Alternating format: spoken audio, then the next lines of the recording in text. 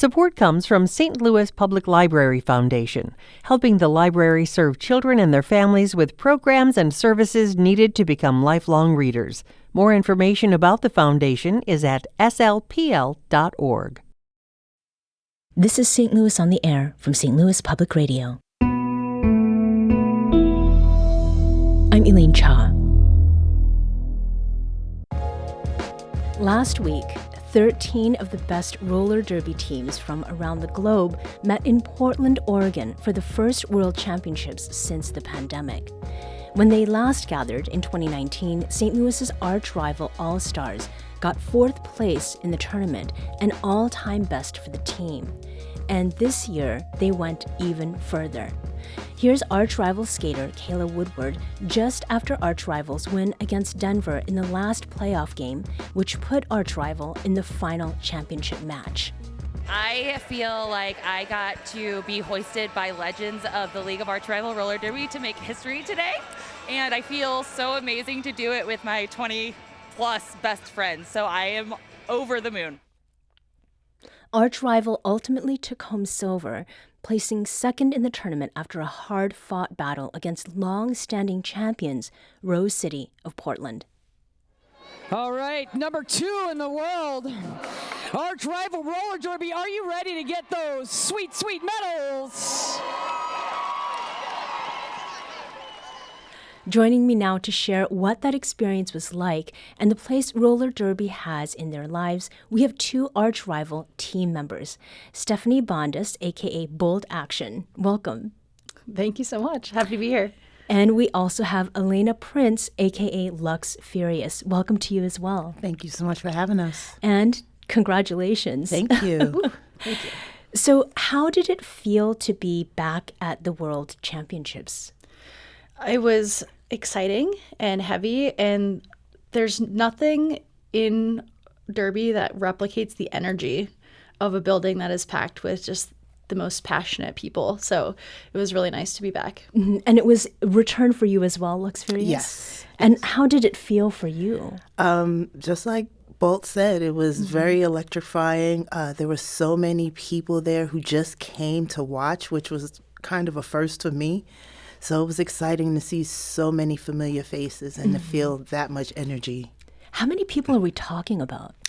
Oh, my God. Ooh, I would say, like, in the stands for the last game, there was probably 4,000? Yeah. Oh, wow. 3,000, 4,000? Okay, that's a lot of electric energy Yes. in one place.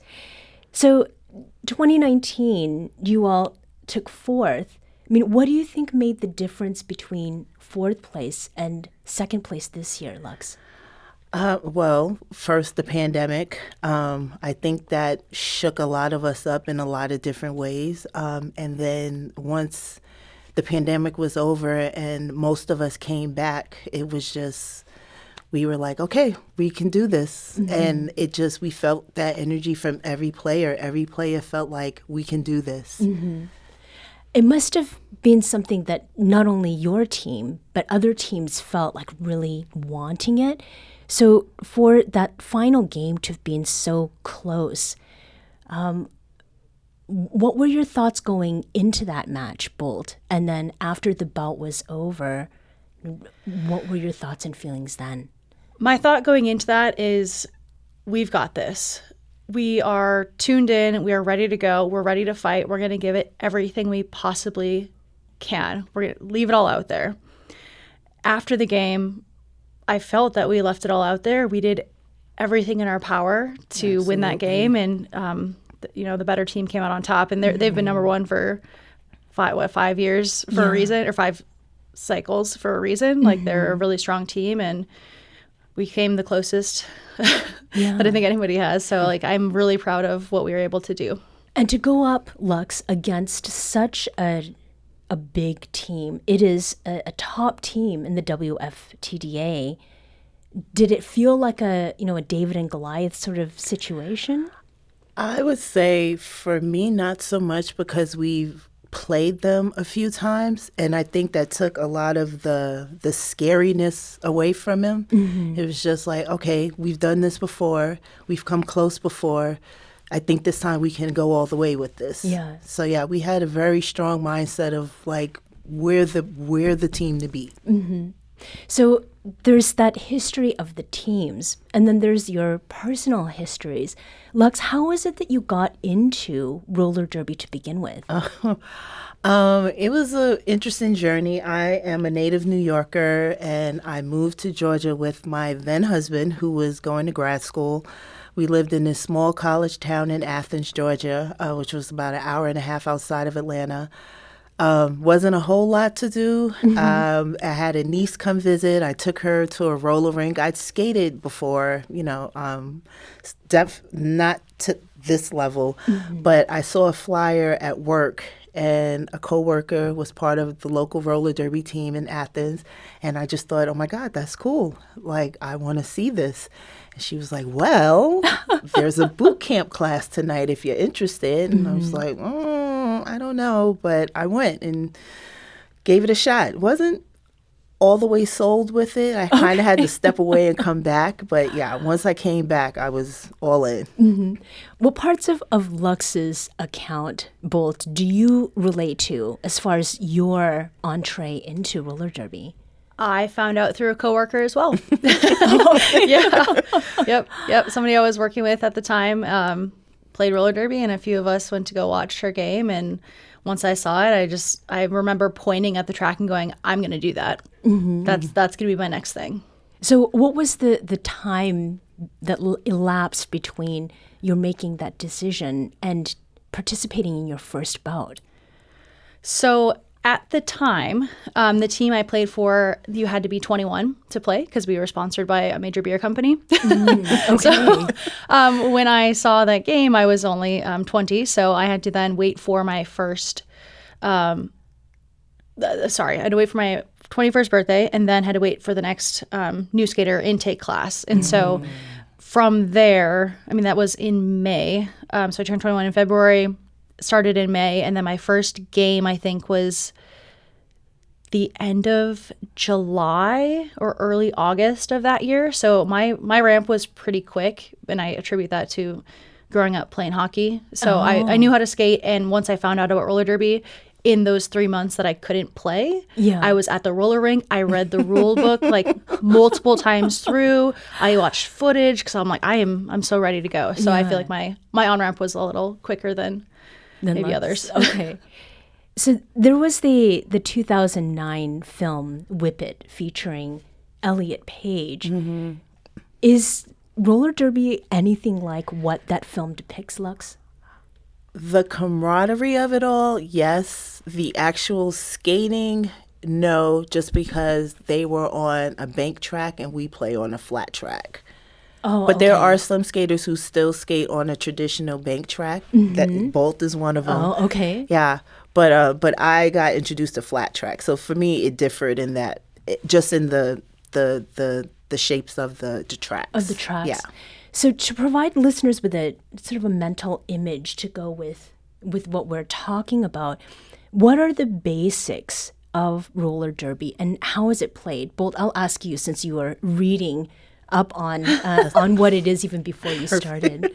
Okay, roller derby. I've said this a lot of times, so I've tried to hone the explanation because it's very weird and complicated. But roller derby is a full contact sport played on a flat surface and an oval track. There's 5 people on the track at a time per team. One of those skaters, one of the 5 per team, is a point scorer designated with a star on their helmet. Each jam or segment of the game goes in maximum of 2-minute sections. And so kind of like if you think of hockey, there's like a line switch. So ours are maximum of 2 minutes, and then a new line comes out. The point of the game is to have your point scorer, or your jammer is what they're called, get past the opposing team's defense, and they do a lap on that oval track. And then every time they do a lap, they get a point for each person that they have lapped. Do that as much as you can in 2 minutes. So one team is, or part of your team is trying to stop the other team's point scorer, and then some of you are trying to help your point scorer get past their defensive wall. So it's a lot of offense and defense at the same time, which makes roller derby really unique. But yeah, if you like full contact sports, you will enjoy this game. Okay, and you both are blockers, from what I understand. What is it like to have, your mind on playing both offense and defense all at once, Lux? I feel like it takes a while. This is, God, I don't even remember what season this is for me, about 10. And every year something just clicks just a little bit more. Like, oh, if I watch out for this thing, I can do this thing at the same time. So I feel like playing the game a lot, you kind of pick up those little nuances. But yeah, Do you have any signature moves, Lux? I've just been known, my butt just kind of slows people down a lot. Oh, okay. Blocking out. Yeah. And how about for you, Bolt? Yeah, I don't think it's that odd or signature, but a lot of people tell me that I do this one move continually. Do you know what I'm talking about? Yes. Yes, exactly. Like where I kind of hide in front of the other team's defensive wall, and then if the other team's jammer is getting through, I kind of like swing my body all the way to the sideline and make a side body catch on their jammer, and I'm able to kind of slow them down and use their own wall, their own teammates against them, so they can't redirect. So just kind of clogging up lanes. It's a very hockey move you do. Yeah. It's a very hockey move. Well, it makes sense. Yes, exactly. And I think from what I understand, Lux, you did not come into this having played. No, I've played no sports. So what is it that possessed you to participate in something like this, which is so full contact? Well, I was at a point, again, living in New York and doing a lot of walking because I've taken the trains, and then moving to Georgia where it's very stationary. I wanted to do something active. And so I was like, well, I like to skate and I have a lot of aggression, and this just seems the perfect marriage of the two. So this full contact element of roller derby, Bolt, what are some of the no-nos when it comes to how players are handling themselves among others on the track? Yeah, honestly, I think it's very similar to how any other contact sport operates as far as like safety rules. So you can't hit anybody in the face, in the head at all. You can't use your forearms to gain advantage. And you can't hit anybody directly from behind. So like spine is off limits, above the shoulders is off limits, and you can't like trip somebody. So below the knees. Yeah. So I think it's similar in that way, just like, soccer or hockey or football. Like you can't just take somebody's head out, but everything else is fair game. Right. We're talking with Bolt Action and LuxFurious, skaters on St. Louis's roller derby team arch rival. The team took home silver at last week's World Championships and set a history-making moment, I guess, for the team. Your names. I've been calling you by your derby names rather than your given names. How did you choose those? Lux, how did you choose your name, and how is it sort of part of the culture of derby? Well, I knew that it was all about nicknames, and so I just made sure whatever the name was, I'd like the nickname version, because it's LuxFurious, but I knew everybody would probably call me Lux. And I was like, okay, I'm okay with that. So it was just finding a name where I'm like, I would like my nickname, because your name warps into something else. Oh. You think you wanted this, but it'll warp and turn into something. She's Princess to me. I call her Princess. Yeah, we have nicknames within our nicknames. So for you, Stephanie, Bolt Action, where does this come from?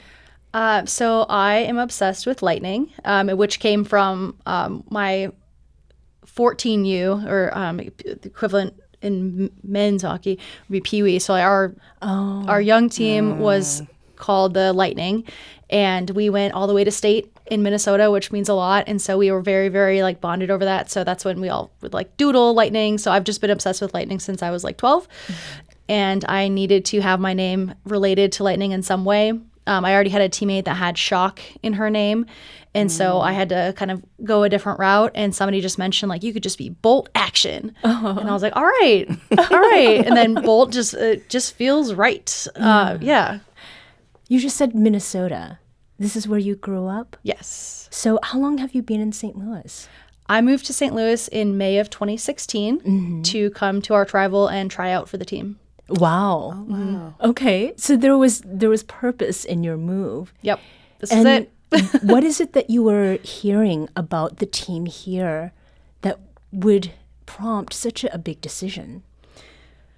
Our rival was gaining in the rankings, and I, coming from a smaller league, I didn't necessarily want to go into a very top level team. That sounds rude, but I thought it was a community in which that I would be able to fit in and kind of work my way up. And so it also has to do with the location and city and knowing people in that town. So, I could have gone anywhere. Right, Could have gone to Portland, but what's the fun in that? They're already on top. Yeah. You know what I mean? It felt a lot more exciting to have something to work for and something to grow into. Be part of something that is developing. Yeah. Lux, you talked about getting into Derby because you moved from bustling New York to very, very small town, Georgia. Was there also something that you were searching for insofar as community is concerned? And is that something that you found here sort of in a special way? Absolutely. My husband, or my now ex-husband, but he got a job in St. Louis. And so kind of like what both said, I was like, oh, this is a team that's kind of on the rise. I was playing with a team in Atlanta at the time, which was a bigger team than the team I started with. And so it was kind of hard to leave them, but then it was like, oh, but I'm going to the team who at the time was moving up to number 5. And I was like, well, this is an opportunity, again, to kind of jump on board and get in. And it was just such a good fit from my first day with them. So I knew I was supposed to be there. So when you say it was a good fit, is there like a particular moment that you remember from those first meetings with the team? I remember Vicious Van Gogh, seeing her, and Derby is a small little universe, and you see people and you're like, that face looks familiar. And I remember seeing her, and the first thing she said to me was like, make sure you hide your wallet because they'd steal in here. And this was our practice space In South City. Oh my goodness. Okay. So some pointers. And it was just like, wow, okay. And then there was like a cat that everybody was trying to get from up under a car. It was so much going on. It was just like, this is the chaos I need. Okay. It's never boring. Right. It's never boring. So Bolt, the way that this team, it works together, is there something about roller derby that makes it special for you even off the track? Yeah, that's a big question. Because a lot of folks use the saying, roller derby saved my soul. And so there is something about this community that is able to empower people, mostly AFAB people, but there is, men's league, but I'm speaking specifically about women's leagues, or WFTA leagues. There is something so empowering about having a space that is, where strong women, queer women, like anybody can come and be themselves and be accepted. Most of us consider ourselves a little bit of outcasts, and we kind of find this chosen family where it's safe to be yourself. A little while ago, somebody asked me, where do you think you'd be if you hadn't joined roller derby? And I said, I would probably be still in Fargo, North Dakota, probably in a marriage that I wasn't happy with, and, pretending to be straight. And now I'm here and I'm independent and I'm doing, living my life. I got my own house, have a job, and all of that is facilitated by roller derby, because I wouldn't be here, in St. Louis and not have this friend group and have the strength and independence to do this. I know that sounds so off base, but like, roller derby as a sport is that inspiration and like support for a lot of people. Yeah, absolutely. And Lux, you're agreeing. Tell me how it's affected your roller life. derby got me through my divorce. Like if it wasn't for those group of weirdos to just lend me money or offer a place to sleep or just advice or just a shoulder to cry on, like, yes, the community it's everything. Yeah, absolutely. So people who are curious about roller derby and hearing not only what happens on the track but off it, what is your first word of advice as to like getting involved in it? Lux? Get a pair of skates.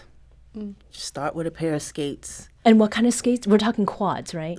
Yes. Okay. Yes. Get a pair of quad skates. I feel like we're easy to find. There's always, through on social media, we have classes coming up. So if you are really interested in getting involved, there are not even derby, just skating. I feel like the skating community as a whole, whether it's jam skating or park skating or roller derby, it's such a huge community, and there's something for everybody. Yeah. So I just say start with a pair of skates. I agree. Yeah. So even if you aren't interested in roller derby, there's clubs like Skate Culture in St. Louis that are just focused on getting people out and rolling. And they have meetups and everything. But I would also add to that, even if you don't want to be a skater, there's still a place for you within roller derby and the tell us community. about that. Yeah, so obviously there's a need for any sport needs refs. So there's a need for people that can either be on skates or off skates officials and volunteer in that capacity. Or some people, they don't necessarily want to, skate or even be part of the games. They just want to be part of the organization. You can come and just volunteer or just like come to practice and maybe blow a whistle or help with setup or help haul merch. But like there is a place for anybody to fit in, and it's not just about the skaters. Sorry to digress, but a lot of teams getting away from being a gendered league, a lot of teams switched from like roller girls or roller dames or whatever to just roller derby. And part of that is that the sport itself is not just about the people on wheels, it's about the whole community. So like anybody that's involved in our community is part of our tribal, not just those of us that are, wearing this jersey. Right. So where and when can people attend a roller derby bout and maybe get bitten by the same bug that you've been bitten by, Lux? Our season starts February. Yeah, usually in the spring we start having games in St. Louis. And then our competitive season, which will probably will feature some games in St. Louis as well as travel, usually starts in like May-ish, late April, early May. But if people are interested, I would definitely say to follow us on social media, Instagram, our Travel Roller Derby, or check our website. And if you want to skate, we have a new skater class, so we don't just throw you out there and get hit, right? Okay, we teach you how to skate, we teach you how to fall safely, so nobody's getting hurt. Build up those balance muscles and everything. But we have a class starting in early January. And just to note here, it's not just the All-Stars. The arch rival teams also include arch rival Nemesis and the Fleur Delinquents, as well as a junior team. So. As we close here, what is the one word that you would assign to your experience of being in roller derby, Lux? Community. Community. I think especially after this past week, or Champs Weekend, which seems like it was just a couple of days ago. But yeah, just community. Same for you, Bolt? Yeah, camaraderie is the term I usually use when people ask why we are addicted to it. It's the camaraderie. Stephanie Bondis, a.k.a. Bolt Action, and Elena Prince, a.k.a. LuxFurious, are two members of the St. Louis world-ranked arch rival roller derby team. Thank you so much for joining us today. Thank you for having us.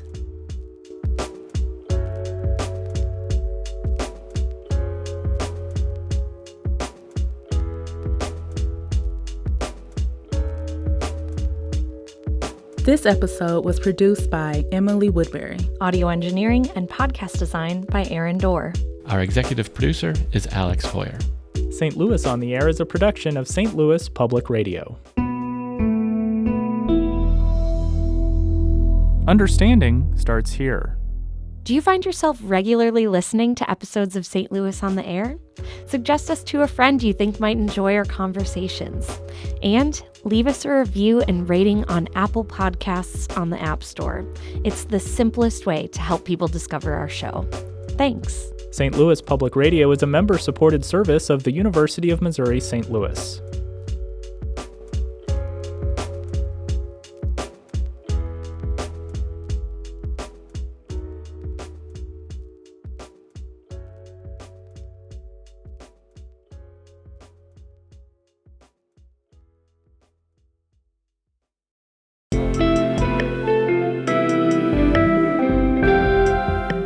The Gateway brings you the day's news each weekday from around the St. Louis region and the state capitals in Jefferson City. Our schools are accredited.